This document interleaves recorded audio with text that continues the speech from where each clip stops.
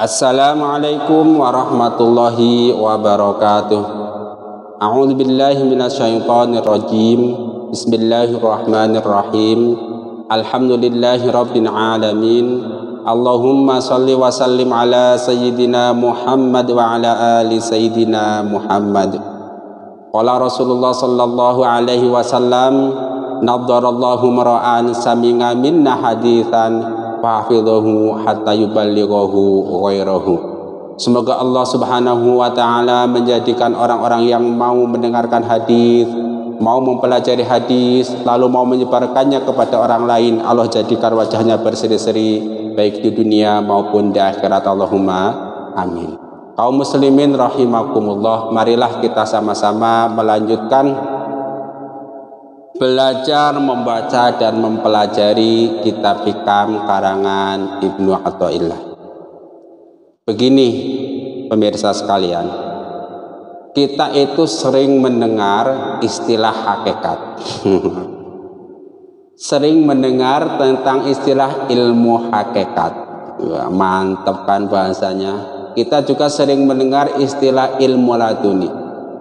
Tapi sesungguhnya apa itu ilmu laduni? Nah, mari kita sekarang bahas. Nah, supaya referensinya jelas, enggak ngalor ngidul, kita fokus dengan referensi kitab hikam, yaitu hikmah yang ini kalau di dalam kitab Syarqawi, Syarah Syarqawi yang saya punya nih, ya kan? Ini hikmah nomor 214. Nah, ya kan, kitab Syarqawi ini hikmah ke 214 tentang ilmu hakikat, yaitu al-haqaiqu taridu fi halit tajalli mujmalatan wa badal wa'yi yakunul bayan fa idza qara'nahu fattabi qur'ana tsumma inna alaina bayana. Lalu kalau Anda mau membaca pada kitab yang lebih tua, kalau nggak salah ini, yaitu pada kitab Iqadhul Himam, sarah kitab hikam nih, ya kan, di Darul Kutub Al-Islami cetakannya. Di sini itu halamannya mulai dari halaman 412.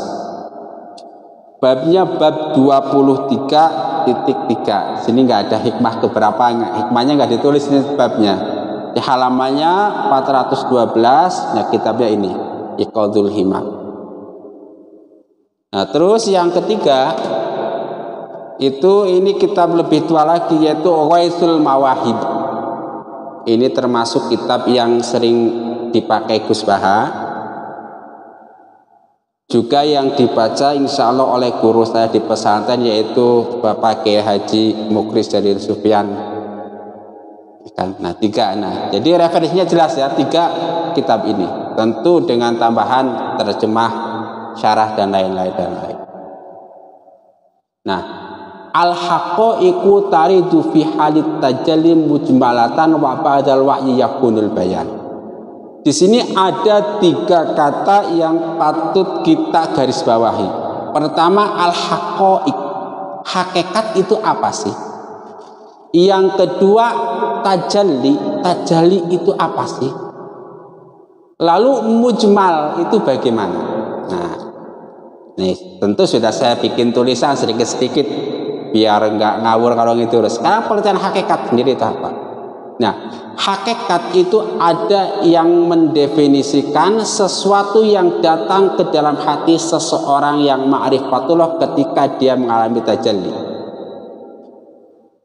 Ma yaridu fi qalbil arif, atau ada yang mendefinisikan ma yuqdafu alal qalbil arif hina tajalli, sesuatu yang ditembakkan oleh Allah Subhanahu wa taala ke dalam hati seseorang itu.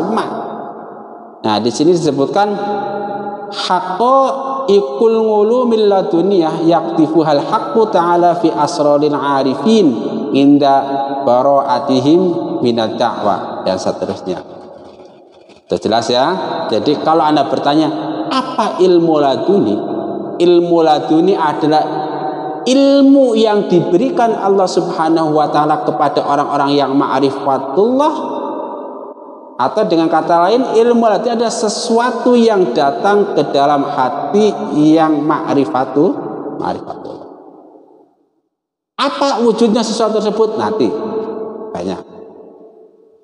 Jadi harus digarisbawahi bahwa hakikat hanya akan masuk ke dalam hati orang-orang yang ma'rifatullah.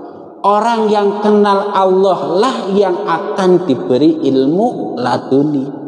Nah, kalau orang yang tidak kenal Allah, tidak ma'rifatullah, kok mengetahui sesuatu, itu pasti bukan laduni yang dari Allah, tetapi datang dari musuh Allah, yaitu setan atau iblis. Jelas nggih?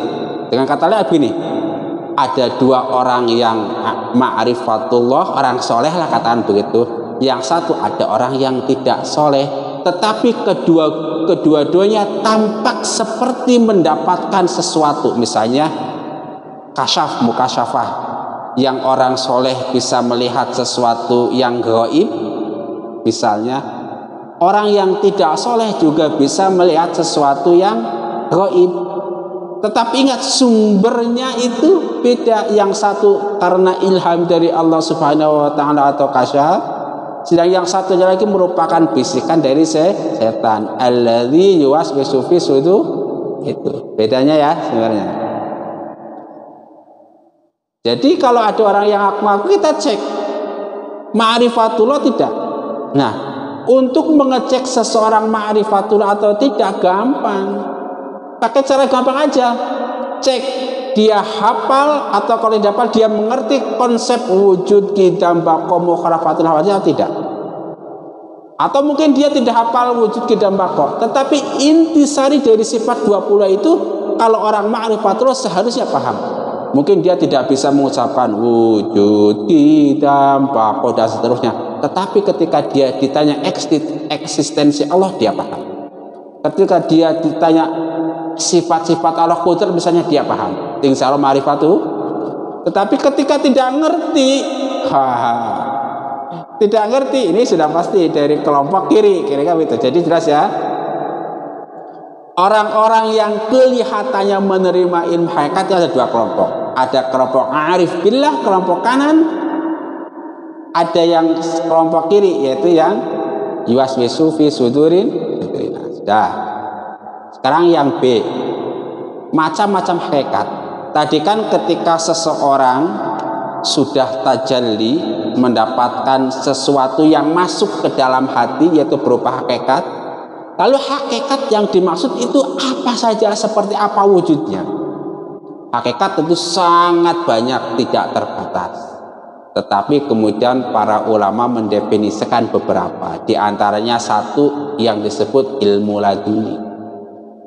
Ilmu laduni dalam pikiran orang-orang awam itu biasanya didefinisikan seperti orang nggak belajar tiba-tiba pintar laduni, kira-kira ladun dari Allah Subhanahu wa taala, kira-kira begitu. Orang tiba-tiba ditampar sama seseorang, besoknya mulutnya itu lancar baca Al-Qur'an, misalnya begitu. Itu ilmu laduni. Nah, selain ilmu laduni itu ada hikmah. Hikmah tentu banyak. Kalau di dalam pengertian orang-orang awam, hikmah di sana itu paham tentang hukum-hukum Allah misalnya, dan lain-lain. Kemudian ada juga hakikat yang berupa itu mukasyafah. Apa maksudnya mukasyafah? Mukasyafah itu dia bisa melihat sesuatu yang tidak bisa dilihat orang lain. Misalnya dia itu punya firasat yang tajam, besok mau terjadi sesuatu, bisa dia mukasyafah, ya kan? Atau kemudian dia itu bisa melihat sesuatu yang sudah terjadi, misalnya di tempat ini kemudian ada ini. Tapi Anda harus bisa membedakan antara ilmu hakikat melalui jalur yang benar, jalur kanan, dan ilmu hakikat yang melalui jalur kiri. Misalnya ada istilah indigo, ada istilah tenung, dan lain-lain kira begitu. Ya, tadi definisi hakikat kita sudah tahu, definisi macam-macam hakikat kita sudah tahu. lalu cara datangnya. Nah, tentu ada satu proses di mana ilmu hakikat dari tempatnya itu menuju hati seseorang itu ada proses. Nah, cara ilmu hakikat masuk ke dalam hati seseorang itu minimal ada 4. Ada dengan cara ilham, dengan cara mimpi, dengan cara i'lam, pengetahuan atau belajar, dan yang ketiga dengan cara wahyu. Nah, kalau yang wahyu ini khusus untuk Nabi dan Rasul, sementara yang 3 yaitu yang berupa ilham, mimpi, dan i'lam, setiap orang yang dipilih Allah Subhanahu wa Ta'ala bisa mengalaminya. Seperti yang dituliskan dalam kitab Ghaisul Mawahib itu, li'annal wahya ala arba'ati aqsamin, wahyu ilhamin, wa wahyu manamin, wa wahyu i'lamin, wa wahyu ahkamin. Fasyarakat al-awliya'u al-anbiya'a fi salasatin, wahyu ilhamin, wa wahyu manamin, wa wahyu i'lamin, wa faradat al-anbiya'u bi wahyil ahkamin. Jadi ini wahyu kalau dalam bahasa Arab itu bisa bermakna mewahyukan, mengajarkan, menunjukkan, mengilhamkan. Jadi pelajaran dari Allah Subhanahu wa Ta'ala ke dalam hati seseorang itu bisa melalui 4 proses. Bisa melalui ilham, bisa melalui mimpi, bisa melalui i'lam, dan bisa melalui wahyu. Yang spesial hanya diterima oleh Nabi dan Rasul itu adalah wahyu. Kalau selain itu seperti mimpi, ilham itu kemungkinan masih bisa diterima oleh orang-orang selain Nabi dan Rasul. Dalilnya mana? Ilham misalnya ada kan yang wa alhamaha fujuraha wa taqwaha, ilham. Kemudian yang mimpi mana? Misalnya mimpi kan ada mimpi itu ada mimpi baik datangnya dari Allah, mimpi buruk datangnya dari setan. Dan kemudian ada i'lam dengan cara dengan cara udah. Ya itu jadinya proses turunnya ilmu laduni, proses turunnya ilmu hakikat itu ada 4. Ya kan? Yang 3 bisa diterima oleh waliullah dan juga para nabi dan rasul, tetapi yang 1 itu khusus untuk nabi dan rasul. Jumlahnya. Nah, berapa banyak ilmu hakikat yang bisa diterima oleh seseorang? Hakikat yang datang ke dalam hati seseorang terkadang datang secara mujmal global. Blek dulu. Nah, setelah itu kemudian baru tafsilnya. Atau mufassalat terperinci. Jadi ada sekaligus blek, kemudian baru perinciannya. Ada yang sedikit terus kira-kira gitu. Hakikat yang awalnya datang secara mujmal global pada akhirnya akan mendapatkan penjelasan dari syariat atau dalil-dalil nakli dan akli sehingga kemudian jelas apakah hakikat tersebut sesuai dengan syariat atau tidak. Hakikat tersebut akan terus bertambah atau terlupakan oleh orang yang pernah menerima hakikat. Sementara hakikat yang datang secara mufassalat terperinci bisa terus bertambah sedikit demi sedikit atau terhenti atau terlupakan sama sekali oleh orang yang pernah menerima hakikat tersebut. Jadi seperti kata Imam Ibnu Athaillah, al-haqaiqu taridu fi halit tajalli mujmalatan wa ba'dal wa'yi yakunul bayan. Jadi terkadang ilmu hakikat masuk ke dalam seseorang itu secara global, jadi belum jelas penjelasannya. Setelah ba'dal wa'yi baru penjelasannya. Nah sekarang tadi kan kita ngomongin hakikat, hubungan hakikat dan syariat. Di sini dijelaskan oleh para ulama bahwa hakikat yang diterima seseorang ada 2 macam, sesuai dengan syariat, dalil nakli dan akli, atau tidak sesuai dengan syariat. Yang sesuai dengan syariat bisa diterima dan yang tidak sesuai dengan syariat jangan diterima. Buang jauh-jauh karena hakikatnya itu bukanlah hakikat tetapi bisikan dari syaitan. Ilmu hakikat haruslah sesuai dengan ilmu syariat. Jika tidak maka setiap ilmu hakikat yang tidak sesuai dengan ilmu syariat bisa menyebabkan kekafiran. Kullu haqiqatin tukhalifu syari'ata fahiya kufrun. Kufur tentu di sini bisa dimaknai kufur yang bermakna kafir atau kufur yang bermakna kufur nikmat. Silahkan sesuai situasi saja. Hakikat tanpa syariat adalah batil, dan syariat tanpa hakikat adalah ibarat tanpa hiasan. Hakikatun bila syariatin batilatun wa syariatun bila hakikatin atilatun, seperti yang diserahkan oleh Imam Syarqawi. Nah, kemudian Syekh Abdul Hasan radhiyallahu anhu berkata, apabila kasyafmu yang sahih bertentangan dengan Alkitab dan Sunnah, maka beramallah dengan Alkitab dan Sunnah, dan tinggalkanlah kasyafmu tersebut. Dan katakanlah kepada hatimu, sesungguhnya Allah Subhanahu wa ta'ala menjamin kebenaran Al-Quran dan Sunnah, dan tidak menanggung kebenaran kasyaf dan ilham. Hal serupa dikatakan oleh Imam Al-Junaid, sesungguhnya ilham telah jatuh ke dalam hatiku ketika kasyaf, kemudian aku tidak akan menerimanya sampai ada dua saksi adil, yakni Alkitab dan Al-Sunnah. Singkatnya beginilah hubungan antara ilmu hakikat dengan ilmu syariat. Orang-orang yang merasa dirinya dapat ilham, dapat bisikan dari yang gaib, itu kan bisikannya itu terkadang ingat di dalam pikiran atau bahkan dituliskan. Nah, maka ilham yang diterima oleh seseorang itu harus ditimbang dengan Al-Quran, dengan Sunnah, dan dengan qaul ulama. Jika ternyata ilham yang diterima atau bisikan yang diterima sesuai dengan Al-Quran, sesuai dengan Sunnah, sesuai dengan qaul ulama, terima. Insya Allah itu ilham yang betul datangnya dari Allah Subhanahu wa ta'ala. Tetapi kemudian setelah ditimbang dengan Al-Quran, ditimbang dengan Sunnah, ditimbang dengan qaul ulama, ternyata tidak sesuai, buang jauh-jauh. Kemungkinan itu adalah datangnya dari syekh. Kenapa? Karena kalau Al-Quran dan Sunnah itu sudah jelas dijamin kebenarannya oleh Allah Subhanahu wa ta'ala, tetapi ilham atau mimpi nggak ada jaminan. Bisa jadi ilham yang datang bukan dari Allah tapi datang dari setan, nggak ada yang tahu. Bisa jadi mimpi yang datang bukan dari Allah tapi dari setan, nggak ada yang tahu.